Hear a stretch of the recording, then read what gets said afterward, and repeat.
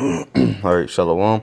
First and foremost, I want to give all praises and glory to Yahweh, Bahashem, Yahweh Shai, Bahashem, Rachak double honors to the elder apostles, great millstone, and salutation and much love to Yakim out there pushing out his word and truth and sincerity. All right, it's the brother Ash from GMS Tampa branch, and I just want to do a quick, video. Lord's will is edifying unto the hopeful elect out there, and to whomsoever may come across this video. All right, if you're a so-called Negro, Latino, Native American, or if your spirit resonates with this truth, then you may very well be an Israelite. All right, according to the biblical scriptures. All right, so whoever this video is for, you better take heed. All right, because there's some bad times coming to this earth, especially here in America. All right, evil times. Evil meaning ill, times. Bad times are coming. Okay, but nonetheless, let's just go ahead and jump straight into the scriptures. All right. This is the start at 2nd Esdras 9:1. This is 2nd Esdras 9:1 in the Apocrypha. All right, and it says, "He answered me then and said, Measure thou the time diligently in itself, and when thou seest part of the signs pass, which I have told thee before, then shalt thou understand that it is the very same time wherein the highest will begin to visit the world which he made." All right, so us being Israelites, all right, Hebrew Israelites, we are to be watching, all right, because the Lord gave us the signs of the times and the times at hand, all right. He gave us these warning signs, these indications that he would get start to show in the last days before the ultimate judgment comes. All right, and we're living in those times. You take a look around the world, it's chaos. It's nothing but confusion here in America, right? You got transgender people. You don't know if a man's a man or if a woman's actually a woman. You got wars and rumors of wars. Okay, you got a lot of things going on, but nobody seems to care. Nobody really seems to care at this point in time. But what? That's good. That's good. That's a good sign, though, because that gives us a better chance of salvation. As the scriptures say, this world be for many, but the world to come is for few, because not everybody is giving up their lives for the Lord. All right, not everybody's sacrificing and forsaking what they were doing in the past. You know what I'm saying? Before you came into this truth, before you found the gospel, the good news, which the gospel is that salvation is for the Jew or the Israelite. All right, the Israelites. Whether you look like a Chinese man, whether you look like a so-called white man, it doesn't matter what you look like. It's about what your spirit is. All right, what spirit resides in you. All right, as Romans 8 says, the Spirit beareth witness with our spirit that we are the children of the Most High. The children of the Most High are the Israelites. All right, so that's who we out here looking for. That's who we out here looking to wake up, and more specifically, the elect. All right, the 144,000 men that are going to be awoken to this truth, and that are going to do the will of the Heavenly Father, and then through them, the 1/3 of the nation of Israel shall receive salvation. All right, but how are we to us being prophets of the Lord? What are we to do? We are to watch and measure the time diligently, because the times are getting worse and worse, and that's how we know that we're getting closer to the return of our Lord and Savior Yahushua. All right, so let me read verse 3. Therefore, when there shall be seen earthquakes and uproars of the people in the world, and there's earthquakes everywhere, all kind of major earthquakes taking place daily. All right, it just goes uncovered. Okay, the mainstream media is not showing you how many earthquakes there are every day. It's not showing you all the uproars on CNN and Fox and Bay News 9 or ABC Action News. They're not showing you all the uproars that are taking place around the world. All right, over there in France, they got it there in those the yellow vest protesters. Man, that shit is spreading like a wildfire over there. All right, and ultimately it's gonna come here. All right, when the uproars, all right, the civil unrest, the race riots, the martial law takes place here in America, what are you going to do then? All right, what are you going to do then? Because then it's going to be too late to seek the Lord. That's why Isaiah 55:6 says, "Seek ye the Lord while he may be found." Because it's going to come a time when the Lord ain't going to be out here through his prophets. All right, the prophets ain't gonna be standing on the corners while people are getting shot down in the streets, while martial law is coming down the street. All right, with a tank and some Humvees, man. All right, and the prophets of the Lord ain't gonna be out there when there's race riots. All right, when people are looting and burning buildings and cars down. All right, the prophets ain't gonna be out there no more, man. It's not gonna be as easy as 1, 2, 3. All right, but so now is the time. Now is the time to get it ready. All right, verse 4. Then shalt thou well understand that the Most High spake of those things from the days that were before thee, even the beginning. All right, so the Lord told us what was going to happen. The Lord told us that these things would occur. Now let's read some of the things that are coming, mainly here to America. Right, because America is the modern day Egypt. All right, America is the modern day Babylon, mystery Babylon, which is spiritually called Sodom and Egypt. All right, so this is Isaiah 19, and I'll start at 2. And I will set the Egyptians against the Egyptians. All right, so talking about civil unrest. All right, a new civil war is at hand. And Lord's will, I put the video at the end, a little clip I found, which inspired this lesson.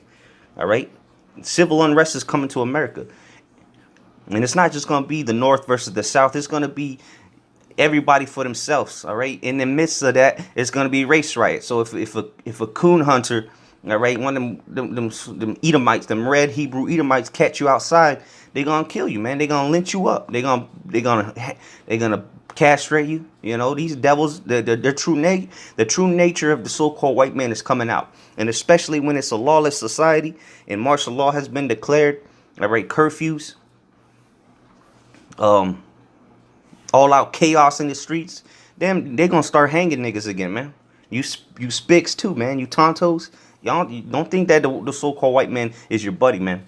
He's your enemy. All right, he's gonna treat you just like he treats the niggas. All right, but what? Even Esau among himself is gonna be division. That's why Yahushua said, "A kingdom divided against itself cannot stand." All right. But let's keep reading. It says, "I will set the Egyptians against the Egyptians, civil unrest, civil war." All right, just like it happened before. You had civil war in 1870, 1860, something like that, around that time frame. And guess what? You had Jakes fighting on both sides, and you had Edomites fighting on both sides. All right, it's gonna happen again. Look what's going on in the news. What are they pushing? Division through the left and the right, the Democrats and the Republicans, or how in the ancient days, in ancient Rome, they call them the plebeians and the the plebeians and the Etruscans, something like that. Plebeians and something like that. Let me look that up real quick. I don't want to get that wrong. Plebeians and the partitions. All right, the plebeians and the partitions. All right, that's the all right, the Roman or the Republicans and Democrats is the modern day plebeians and the partitions. All right, and just like they were divided back in ancient Rome, and the same thing is going on today. British Circus Act. All right, distracting the minds of the people. Meanwhile, they're over there doing martial law training. All right, suburban warfare tactics in downtown Los Angeles, and then in Long Beach, California. You know, they're over there gearing up, getting ready. Meanwhile, people are getting ready for Valentine's Day. Okay, what else? What else you got? The basketball. Now the Super Bowl on pass. Now people gonna be worried about basketball. What else? Here in Tampa, a lot of these people like the hockey shit. All right, the soccer, the baseball, whatever. It was all a bunch of garbage, man. Just bread and circus, man. Keep you distracted from the perils that are coming. And that's why Esau's over here preparing, all right? The military ain't playing games, man. And even your everyday Edomite, that's why they stocking up guns and bullets. So when there's a lawless society and a civil unrest, they can go shoot some niggas, man. That's what they can't wait for. And you know what we can't wait for? Till the Lord returns and puts all these heathens in subjection, all right? Well, this is going to happen before. All right, all this unrest, uproars is going to happen before the Lord returns. All right, it says, "And they shall fight everyone against his brother, and everyone against his neighbor, city against city, and kingdom against kingdom. That's that civil unrest that's coming to America. All right, race riots. All right, your next door neighbor Bob. All right, he ain't gonna lend you no cup of sugar in that day, man. He coming for your throat. Right, when he drank his last water bottle and ate his last slice of bread. All right, all that friendly neighbor shit is going out the window. There's gonna be death and destruction on these streets.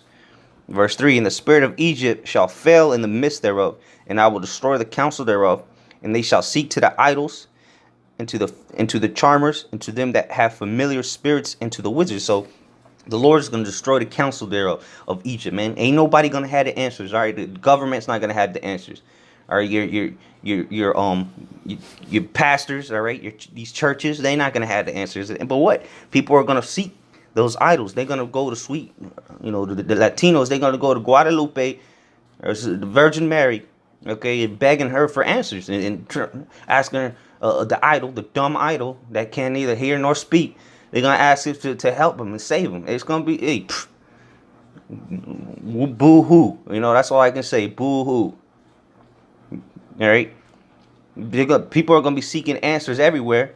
But really, they had the answers in front of them the whole time. They just refused to hearken, man. They walked right past the prophets of the Lord, clicked on a video, gave a thumbs down, talked some shit on the comment board, and kept it moving. Well, now, guess what? The Lord going to do the same to you. You rejected him, so he going to reject you. All right, it's speaking to the Israelites, man, because you heathens have nothing to do with this, man. You're just going to have to roll through the storm and then wake up in the kingdom of heaven as a slave. All right? So let's go to Matthew now. New Testament, Matthew 24 and 12. It says, let's see. In Matthew 24 and 12, and because iniquity shall abound, the love of many shall wax cold. All right, so the love of many is going to wax cold, man. Because what? Iniquity is going to abound. Because it's going to be every man for himself. When this shit really gets popping, and it's civil unrest, they still might, it's not going to be everywhere you go, There's still going to be people working, and, certain cities are still going to be good. But wherever Jake is, the poor cities, whatnot, the hoods, the ghettos, the barrios, that's where the biggest chaos is going to be. And guess what? Jake has integrated amongst you Edomites, man. So wherever they are, that's where the shit's going to be going down, man. And then you got these protesters, Edomite protesters that protest against the government, just like they did in the old Civil War of in the 1800s. It was the South fighting against the government, man. They didn't want to give up them slaves. So what they gonna do now? They're gonna fight for their rights again, man. I got rights. That kind of Edomite, the gun toting, what's his name? Billy. The news unit kind of hillbilly. The Duck Dynasty kind of devil. Those are the ones that are gonna be covering up against the government. So it's gonna be the left versus the right. That's why Trump is set up to cause division in this country. And it's working beautifully. So it's not only going to be Jake bugging the hell out, right? Looting and rioting. It's going to be you everyday Edomites too. Because it's going to affect you. Because now you're on the same level. All right, you low-level Edomites, you 2/3 Edomites, you're on the same level as Jake now. All right, and some Jake doing better than you. So when Jake gets affected through this, the economy getting messed up, whatever, because of this, uproars and the civil unrest. Okay, then you Edomites are gonna be affected too, just like I wouldn't say the majority of them, but there was a good amount of Edomites that got affected by this government shutdown. All right, when the food stamps is gone, all right, you Edomites are gonna get affected. All right, you bum Edomites, you red Hebrew Edomites. And it's gonna be all out chaos, man. You're gonna see, and then in the midst of that, while people are rioting, it's gonna be a race riot too. So it ain't gonna be safe on any level, man. People are gonna be fighting against the government and then fighting against each other. All right, there's gonna be straight chaos out here, man. Let's go to 2nd Ezra. All right, nobody's gonna give you a friendly lending hand in that day. All right, nobody's gonna come to your rescue. Let's see here. All right, second Ezra is 15 and 15. For the sword and their destruction draweth nigh, and one people shall stand up and fight against another, and swords in their hands. All right, so there's going to be sedition, man. All right, chaos, war. All right, and what happens in war? People die. Okay, there's casualties, innocent kid will be killed, as they say. You know, and ain't no such thing as innocent. Nobody is innocent. Whoever perished being innocent, as the scriptures say. But you know, there's gonna be women getting raped to death. Right? There ain't gonna be no 911 to call. All right, and if you do call them, it's gonna take them 3 hours to get there, because they're fending for their lives too. You know, they might have 3 people on staff that day. You know, and the martial law troops gonna come and just clean up, and shoot everybody in sight. Okay, because the government ain't gonna have no pity on you people in that day either, man. They just gonna start laying you fools down, man, busting them hollow tips in you. All right, there's a reason Homeland Security bought all the millions or billions of hollow point tips, man. It's not to use on the ISIS, okay? It's to use on you Americans, man. All right. There's a reason they're doing suburban warfare tactics, practicing. It's not to go into Syria, all right? It's the roll on you damn morons. Verse 16, 2 Ezra 15 and 16. For there shall be sedition among men, and invading one another, they shall not regard their kings nor princes. In the course of their power, in the course of their actions shall stand in their power. There you go, man. Straight sedition, man. Chaos. Nobody's gonna care about what the kings and the princes. Nobody in that day when all hell is broken loose. Nobody's gonna care about what Donald Trump got to say. Nobody's caring about what the governor of the state of Florida or the governor of California has to say, right? Nobody's gonna care, man, because they're trying to survive. They're gonna go into that survival mode, and if you gotta kill somebody, you know, they're gonna do it, man. And they got all these post-apocalyptic, you know, movies and you know, end time movies or whatever, where society just collapses and it's every man for himself. And man, they showing you what's gonna happen, man. People are gonna be killing each other, or choking each other out, shooting the hell out of each other, stabbing each other. All right, you name it, it's gonna happen, man. All this chaos. All right, verse 17: a man shall desire to go into a city and shall not be able, because when a martial law is established, all right, national state of emergency, they're gonna have to close the main roads down, just like they showed in that movie, How It Ends on Netflix. This is how it ends, something along those lines with Forrest Whitaker. All right, they had all the main highways shut down. The military was there, posted with heavy artillery. All right, they had dispatched the military jets, you know, the F-35s. They're gonna have the cities quarantined, man. All right, they don't want you know, especially where there's gonna be looting and rioting. They're gonna want to quarantine that quick. All right, so you're not gonna be able to leave the town. You're gonna be stuck in there. All right, they're gonna border them shits up. Especially if you're on a like if you're on a peninsula, like Florida is, and there's only one way out, you're fucked. All right.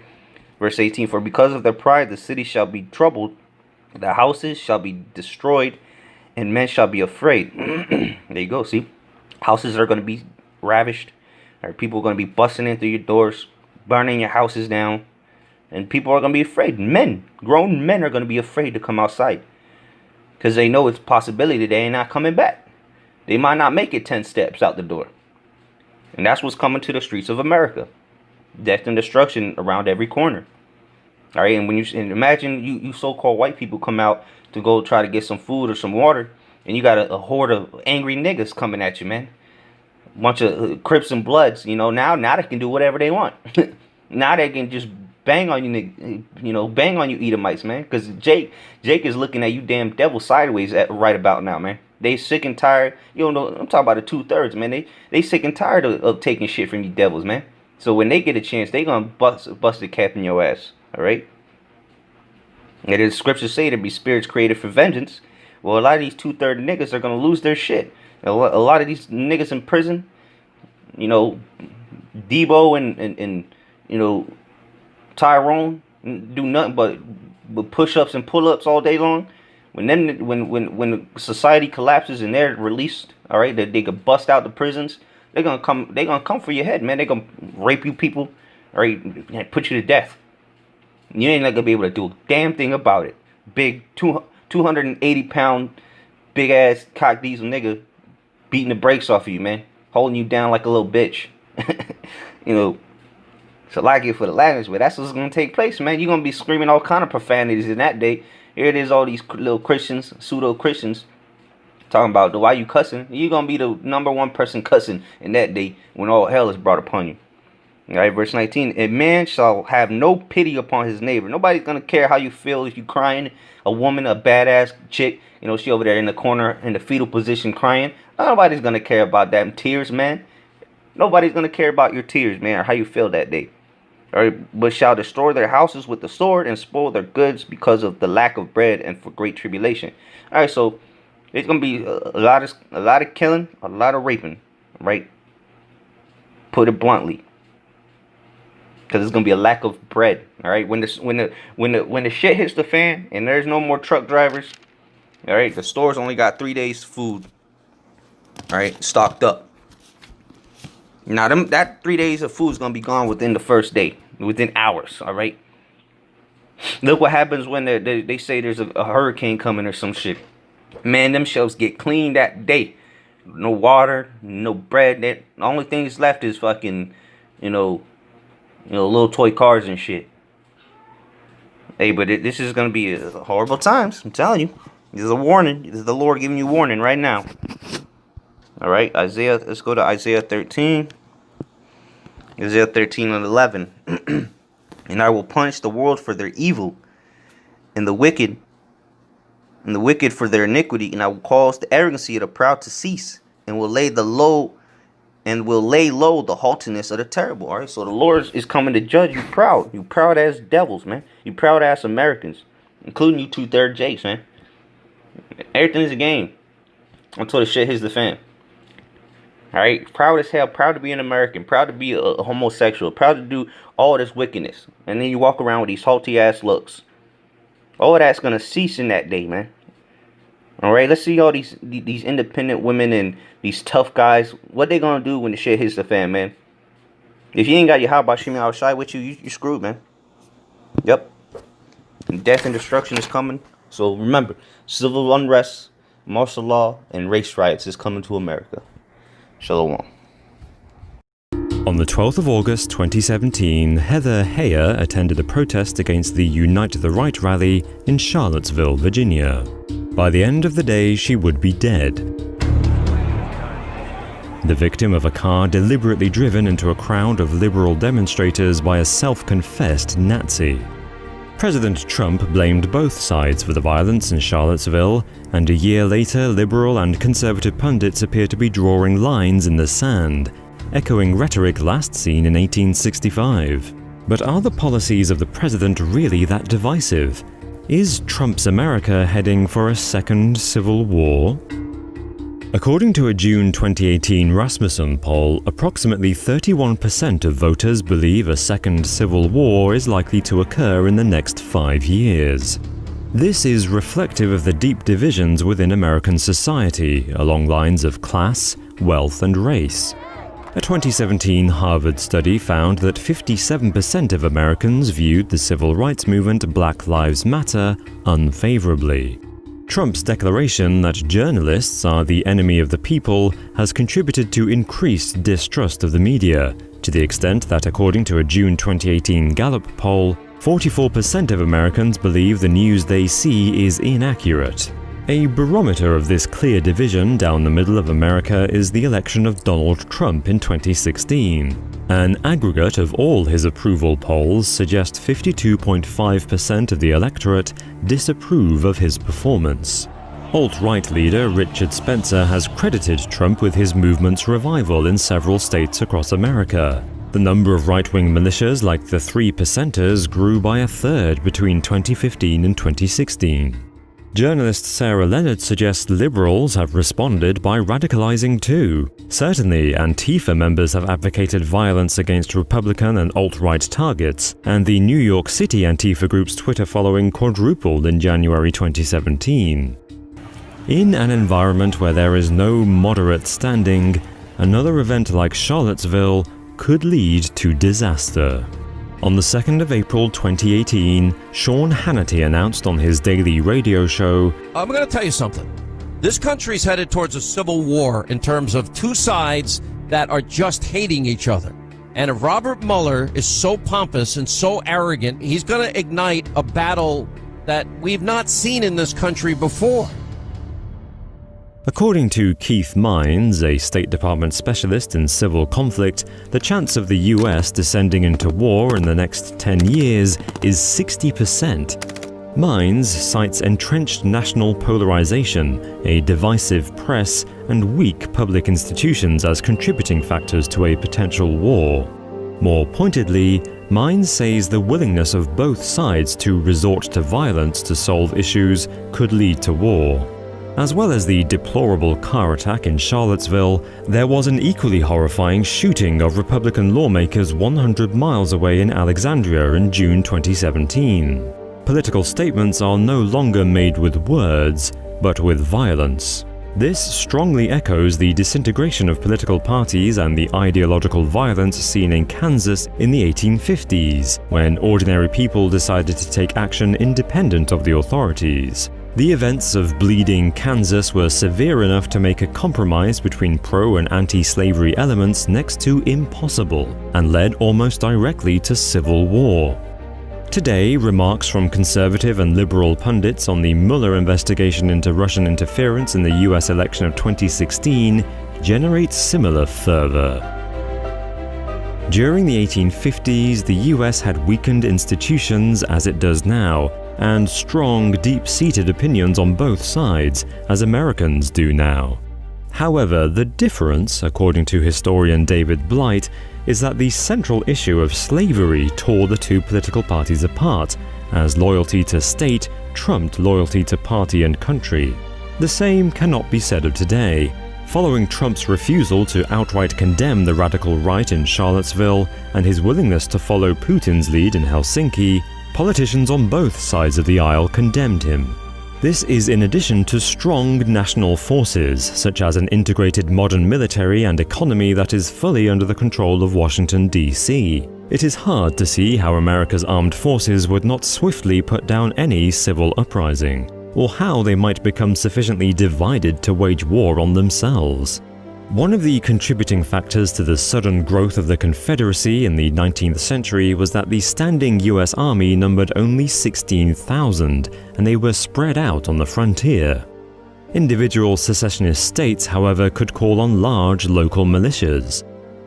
Today, the National Guard is integrated into the regulars, leaving no individual state with the ability to call on a large standing force. And the differences between Trump supporters and liberals are not insurmountable. Glenn Harlan Reynolds from the University of Tennessee suggests, once people break out of their political media echo chamber, they quickly come together. Judith Giesberg, editor of the Journal of the Civil War Era, believes instead of a civil war, the United States is entering a cultural war, with more in common with the nationwide but very focused violence seen during the 1960s, rather than the 1860s. With the benefit of hindsight, it's easy to overlay a map of red states on the map of the Confederacy and suggest nothing has changed. However, the unique environment that led to the American Civil War, a world of slavery and muskets, doesn't exist today. Deep chasms have always marked public opinion, stretching back to the very founding of America itself. Yet often common ground and common sense have been found. These are uncertain times, and if war does break out, the odds are the Union will survive just as it always has. The question is whether the outcome is worth the price of the generation that would be lost fighting for it.